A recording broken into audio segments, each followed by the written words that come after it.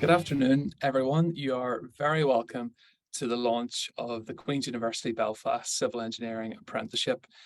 We're really excited to be at this stage, and we look forward to sharing with you more information about the programme, hearing from an employer's perspective, and understanding how professional qualifications can be built into the apprenticeship. My name is Richard Kirk. I'm the founder of WorkPlus, and we've been helping businesses and learning providers to develop apprenticeships over the last 4 years. And it's really exciting to introduce today Danny McCullen, the Director of Civil Engineering from Queen's University. Danny has led the development of the apprenticeship, also joined by his colleague Sri Nanakutan. Sri is the HLA program director for this particular apprenticeship. We'll hear more from him about the content. And we're also joined by Serena Gildea from Design ID. Serena is an associate there and look forward to hearing more from the employer perspective.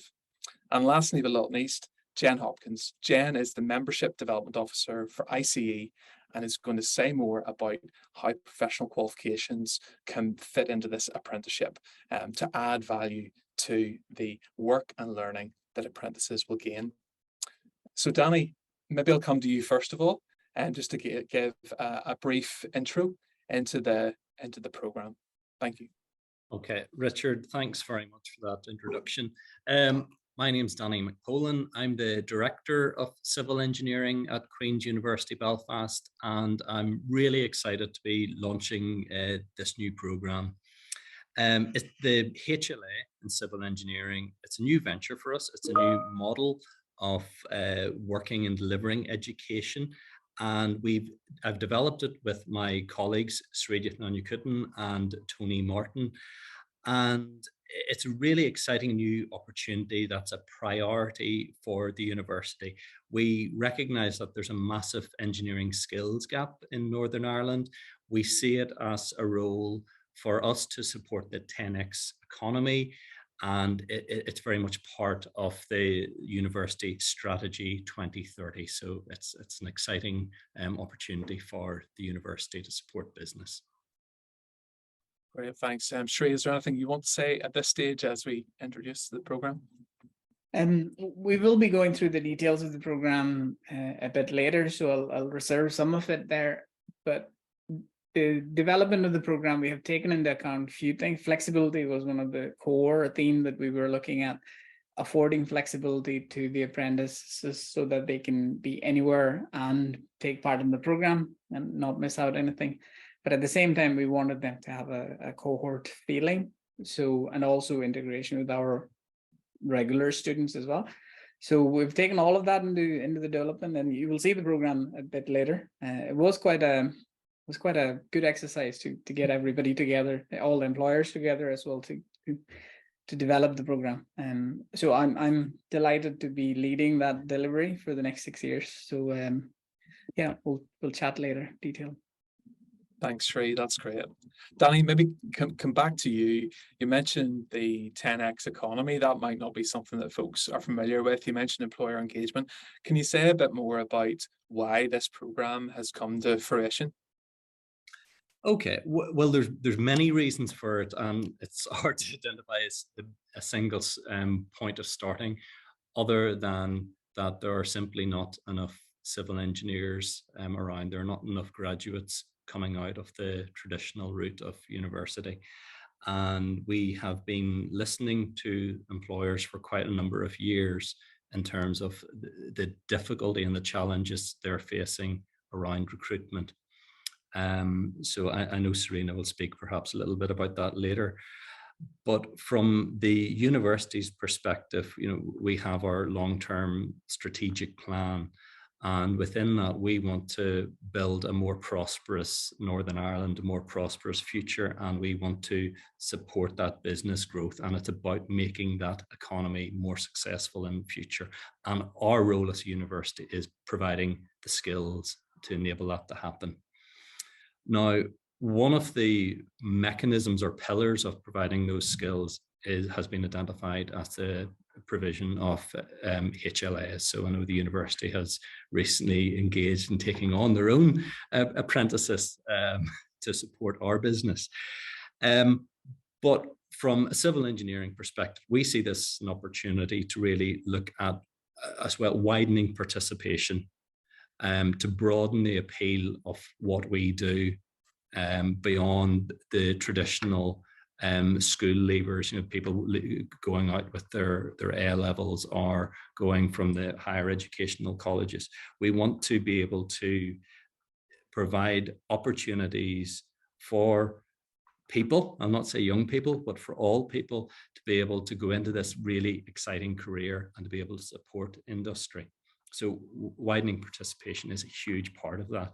And obviously, the allied to that is you think of the cost of going to university. This is a route for people to engage in an exciting career, to have protected time to be able to study, and to leave at the end, leave their academic journey with Queen's debt free. So that's pretty appealing, and probably certain to a lot of parents, and it also is probably quite appealing to a lot of businesses in terms of if they want people to help them generate income. Most businesses probably need those people now, and they don't have time to wait for a graduate to come out in 4 years' time. So it's an opportunity to deal with that now. So what's vital is that we've listened to the employers. We understand. We hope we understand what you want, and that we can provide those skills to you in the very near time. So hope that covers a little bit of the introduction. That's great. It's great, Danny, to set the context and again to be reminded of all the work that's gone in to date to make sure that it's relevant for not just businesses but for aspiring apprentices to come into. It certainly has a lot of differentials to other programs that are out there. Just to say, folks, if you do have questions, please type them into the Q&A box. I see a few hands going up, which is great, but we'll reserve the questions for the end. So if you could put questions into the Q&A function, we'll pick those up when we come to a close of the main part of the webinar. Serena, Danny has mentioned the engagement of employers in the development of this apprenticeship. Some employers here might not know what an HLA is or have never thought about apprenticeships in their business. Can you say a little bit about Design ID, the journey that you've been on as a business, and just how apprentices have become an integral part of your team? So thanks, Richard. Really, we've been bringing in apprentices now for the past few years, and they're a really important element to our team. They're contributing members to across all of our projects. They're enthusiastic, essentially budding engineers coming in with bright ideas. They haven't went through the full-time education until the age of 23, 24, where they're coming out, they're a little bit already pre-molded maybe. They're coming in and they're bringing ideas to us from a technological perspective. At Design ID, we really aim to kind of strive to be at the forefront of that, make sure that we're constantly moving with the times.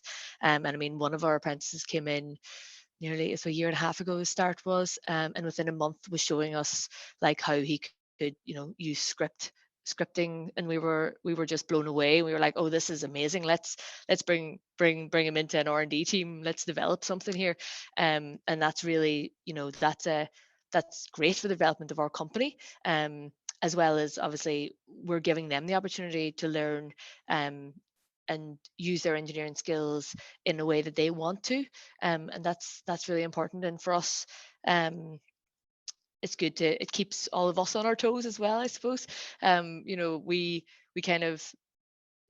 need to know what's happening. We need to know, what 18-year-olds, 19-year-olds, and the way that they're moving and thinking, and that's been really important. And I suppose the other thing is that one of the things that we realized we had to do actually is when we brought in the apprentices was we needed to they are, 18, 19-year-olds, most of them. I know you said obviously some of them are going to be older, but the ones that we've brought in have been that kind of age group. They've never really been in the workforce before. We had to set up training really to kind of introduce them to the world of work, what an engineering consultancy does, what type of work we issue, in terms of health and safety, the basics that maybe that have got through a full-time education career. We've kind of had to preempt that and bring that in at an early stage. And then in doing that, though, we've actually realized that there was probably like mishaps across the team or little things that we could streamline. And in creating this kind of package now, like an introductory package to Design ID, which we're going to roll out now to all of our new apprentices in September, October, along with our actual graduates as well, obviously. Just we've made some changes, which has streamlined things across the team. Some people were doing things better than others, and that's really helped develop our business as well, which is a really positive thing. So it's only really been positive in terms of education. Yeah, they're coming in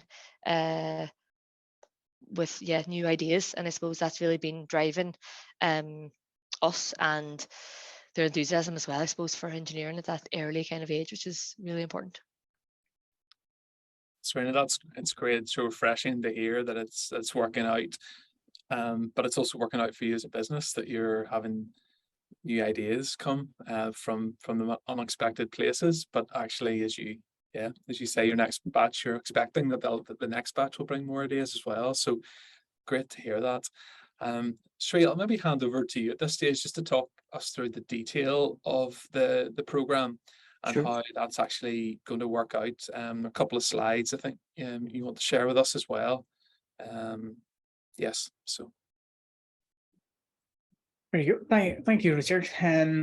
Let me just briefly talk something that Serena has touched upon. Regular undergraduate program fits students who are really academically focused, whereas the apprenticeship program would actually fit in anybody who wants to have more practical oriented learning. So it'll fit a different stream of students as well. So keep that in mind while you're listening to the details of the program.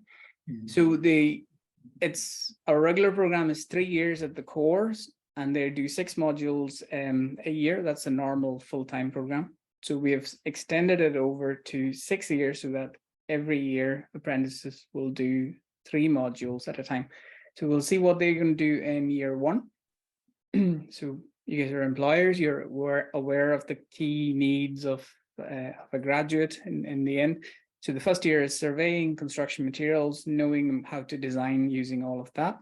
And the year 2, they go a bit more into structures and hydraulics, looking at mechanics and seeing how design can be evolved with more knowledge.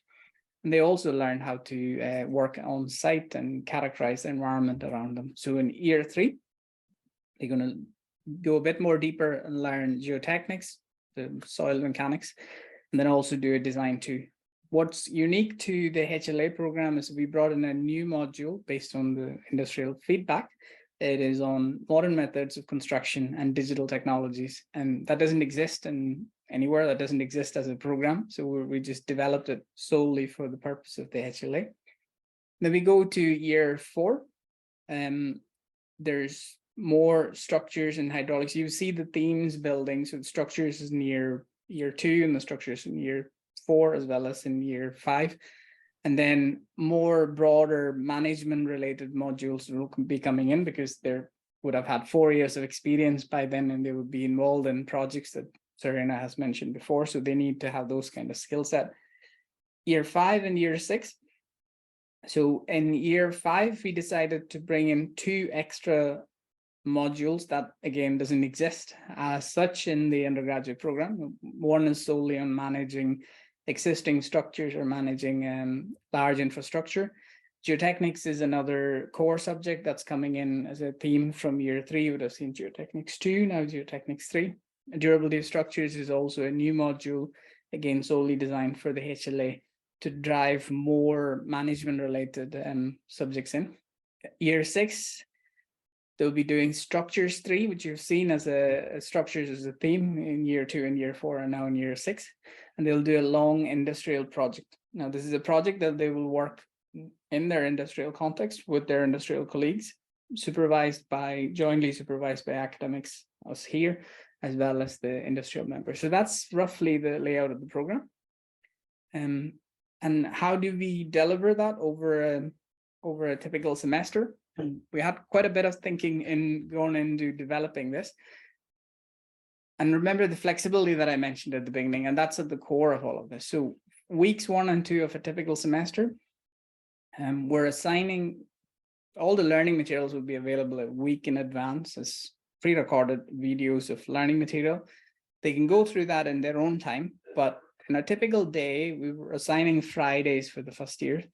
We will be asking that whole day to be available for learning.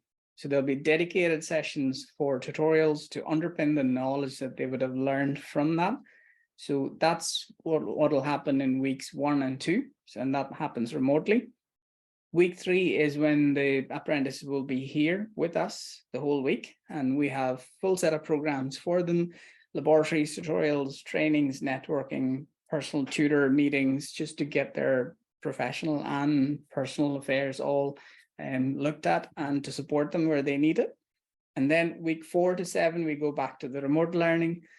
And during the remote learning, you will be in touch with one of the lecturers or 3 of the lecturers across 6 hours on a day, possibly on a Friday. So we will be keeping in tab how things are progressing. We'll be able to help you in between. There are other meetings being held in between at the industry as well, so we will know how things are progressing. Week 8 is a reflection again of week 3. It's a full on in-person program, and week 9 to 12 is remote learning again. So this would be a typical semester. There's another semester of this in the spring and autumn semester, and then there's assessment and learning exercises towards the end, the last 3 weeks of it. So this is the program, and it's a hybrid program, and we developed it to give more flexibility to the apprentice so that they can be anywhere, but have that dedicated day to log in and do the work, and then they can still continue their work from anywhere. That's great. Shrey, thank you for running us through that. Very innovative. And I've certainly heard from employers that this rhythm of learning off the job, on the job, and also virtually will be very well received. Serena, Design ID has been involved in the development of this. The program as it sits, how is that very attractive for you as an employer? Well, I suppose for us, mainly, one thing I know that Danny mentioned at the start is that, we do struggle from a recruitment perspective, bringing more people into engineering, so we can get them from full-time education as well as apprentices. Just opens up a whole new group of people, which is amazing for us. But in terms of, the benefit of the program that has been developed here at Queen's, I think at the minute we run, 1 day a week, but having that, I suppose, for them as well, having that kind of 1 week in university, it gives them that opportunity to, sit amongst all the other students, and they're not only turning up on a Friday when potentially, some students might have already went home, or, they don't have that, they're not coming in, and they're getting the full experience, I suppose, as well, that kind of week-long stint, which is quite interesting, because I know that the apprentices that we have go out on a Friday, and actually they're finishing up now and they're going to be doing full 5-day weeks for us for the summer, which we're looking forward to obviously as well. Really there's a benefit there in that they're also alongside learning. I think I'm sure Jen is going to touch on this, but they're able to mark off competencies along the way in terms of that institutional involvement, being aware of that professional kind of level that most engineers strive for. Most engineers are looking to be chartered with their engineers, or way in the future be a fellow potentially, which is obviously we've had one of our directors just become a fellow of the ICE this past couple of weeks, which has been amazing. And I think that kind of involvement across both the having the employer having the university and then having the professional institutions all kind of working together, knowing what we're driving for, and at those last couple of modules as well is going to be really helpful. We do have a couple of apprentices as well who are in that kind of 5-year level, and that would be the kind of stuff that would be really useful for them to have and a knowledge of. So I think this is going to be a really good course. It's a really good opportunity, and I know that we'll definitely be hoping to pick up some apprentices from this route as well, which is going to be really good. Thanks, Serena. Jen, Serena's alluded to you there in the last session. So keen to bring you in at this point. Most folks here may know what ICE is, but what is ICE's role in the development of the apprentices throughout this sort of program? Can you say a bit about the work that you'll be doing alongside the apprentices, working towards professional qualification? Yeah, no problem. Yeah, thanks, Richard. So looking through the list, I know a lot of people are probably very familiar with ICE membership offering, professional qualification options. Hopefully you all have some degree of familiarity with that. So I guess my input is to highlight how we will support employers, the university and apprentices using this new degree apprenticeship offering. We're already supporting Queen's. Queen's operate under an ICE academic partnership as one of 25 universities around the UK who do. So we're already supporting staff and students. Specifically for the degree apprenticeship, then we will do the same. We will offer ICE free student membership, and that will enable not only to receive student member benefits, but they will be able then to use a structured online ICE platform, which they will be able to then record and track their work experience so that they progressively throughout the apprenticeship eventually at the point of graduation will have reached a set of competencies, or against the ICE member attributes as we call them, so that they will have achieved a certain ability level either at the incorporated or chartered level, depending on whether it's a BEng or an MEng route. That's going to satisfy the work-based learning outcomes of the degree apprenticeship, but also vitally is putting them on a path to hopefully soon after graduation actually apply for and sit a professional review and achieve ING-MIC or CNG-MIC ideally. Allocating suitable employee mentors then is a really crucial part of the process, and the mentors play a really crucial part in the development of the apprentice. So from our side then, we will help with that appointment process. There's an application and appointment process to become an ICE mentor. We'll get involved with yourselves to make sure that mentors have the appropriate skills and knowledge to support the apprentices and to enable the process and the setup all to run smoothly. And from there on, we can engage further. We're very happy to engage with apprentices during their apprenticeship in company visits. We go to workplaces and chat to apprentices there. We have other forums of support, webinars, phone support, email support. So yes, we're committed to supporting both Queen's employers and of course the apprentices to hopefully achieve and graduate successfully and move on to becoming professionally qualified. Thanks, Jen. And following this session, we'll run a similar session for those who are hoping to apply to this apprenticeship and their parents and school careers advisors. And I think that's a really key element of this. It is an apprenticeship, it's work, it's learning, but it's also this internationally recognized qualification alongside it that can be achieved. And that's really important as we promote this out to those that might apply. So as we come towards the end of the main presentation session, we can see questions are coming in, which is great, and look forward to putting Danny Shree on the spot with some of those. But just before we do that, we'll just take a look through just what it looks like from the perspective of next steps. So maybe you're an employer here, you've never hired an apprentice before, maybe you have. And you're thinking about how do we get involved in this. So you might be in a couple of different organizations that have maybe found an apprentice already. You already have someone in mind. What they would need to do, if you've already made a conditional or a firm offer to them that you want them to become your employee, they must complete the application online on the Queen's website, and I'll show you that page in a few seconds. Then they can relax once that's done. If they're sitting their exams, they can get those out of the way, and if they're leaving school, all being well, in August they'll receive the grades that meet the criteria, and then they can make a start. Danny alluded to the fact that it isn't just for school leavers. Higher level apprenticeships can be for anyone of any age. So it may well be that there's someone out there who already has their qualifications, and they could be sure of being in post once the quick QUB application is made. If you haven't found an apprentice already, there are a couple of options. So at Work Plus, we run apprentice application campaigns on behalf of the companies that we work with.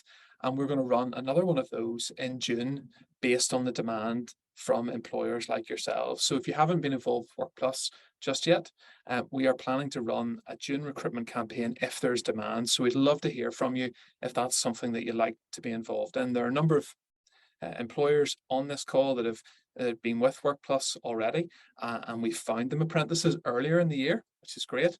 But if you want to become part of that, you can do that. They then go on to complete the QUB application after successfully gaining employment with you, and then make that start.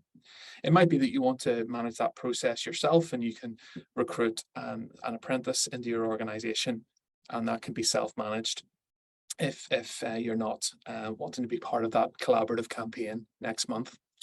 So those are some of the steps that are required. And what we'll do now is just show you that application. If you do have an apprentice that's in place already, then we can show you the Queen's webpage that you must encourage your applicant to go to and apply here. And this simply downloads a Word document which has to be completed and submitted to the university. And you can find more details here about the entry criteria, modules, etc. So at this stage, what I'd like to do is pick up on some of the questions that have come through. So we've 7 listed here. So let's take a look at this. So Ronan Sheehy has said, Danny, can you confirm funding has been secured? And if so, for how many places? So okay, so in terms of funding, the funding comes from the Department for the Economy, and we don't have it yet. All universities make an application every year at the end of March, start of April, and the decisions on that normally come out during June. So I'm hoping we'll have confirmation in the next couple of weeks. For this first year, we have requested funding for 30 places. So stay tuned. Fantastic. Thanks so much. So a question here from Will Brown saying, will students have the opportunity to study elements of environmental engineering, including coastal processes and associated design? As an employer working heavily in the marine civil engineering industry, this would be of particular benefit to us. So Danny or Sri, who wants to answer that one? Yes, there are elements of coastal design that we do. There's a lot of hydraulics, there's a lot of environmental engineering. There was one module that civil engineering for a changing environment, which will look at some of those processes. So again, I suppose that's a module that should be close to all our hearts in terms of the climate emergency.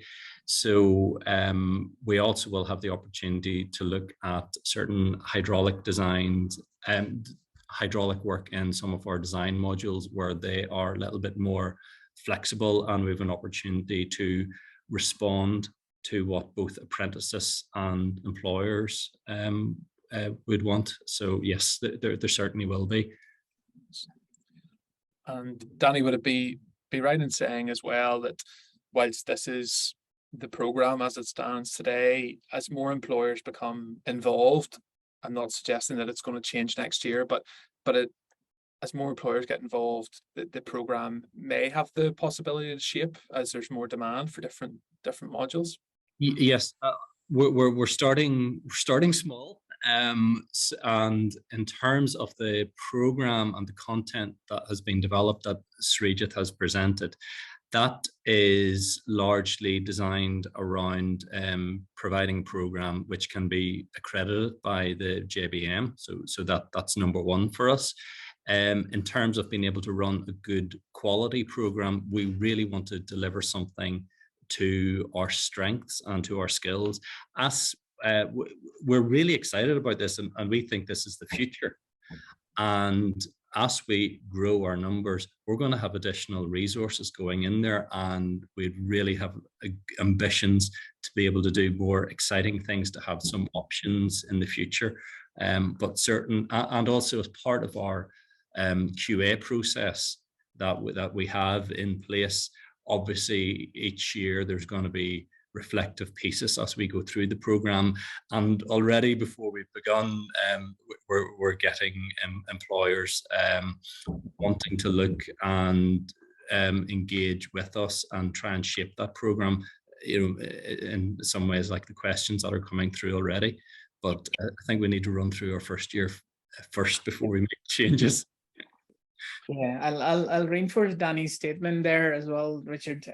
The employers, you obviously have a clear idea of what you want to achieve and what areas you want the graduates and apprentices to focus on.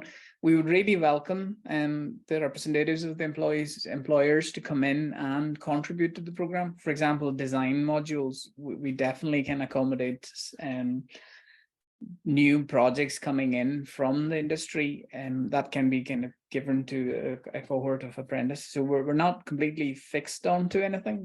We have flexibility to bring different elements in. But as Danny has said, we had to put a structure, and the structure had to be more or less, I think there's another question there, why do we adhere to a similar structure as that of a full-time program?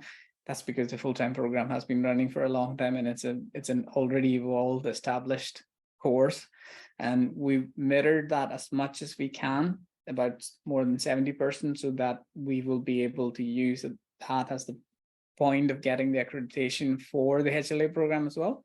So that's why it might look similar, because A, that has been running successfully, and B, it's already an approved program. We want it to be something similar. And so the program, we're hoping that this program will be going through the JBM accreditation review in either next year or the year after. We need to give them some evidence of the program before we can put that through. Thanks very much. A question coming through, again, it's about the content of the course, but it's, I suppose, referring to the fact that an apprentice might be in a role and it's difficult to provide relevant work. Example, if they're doing geotech in year 3 or 5 and hydraulics in year 2. So will the design modules, which are maybe a bit broader, will they in year 1 and year 3, will they offer discipline specific learning?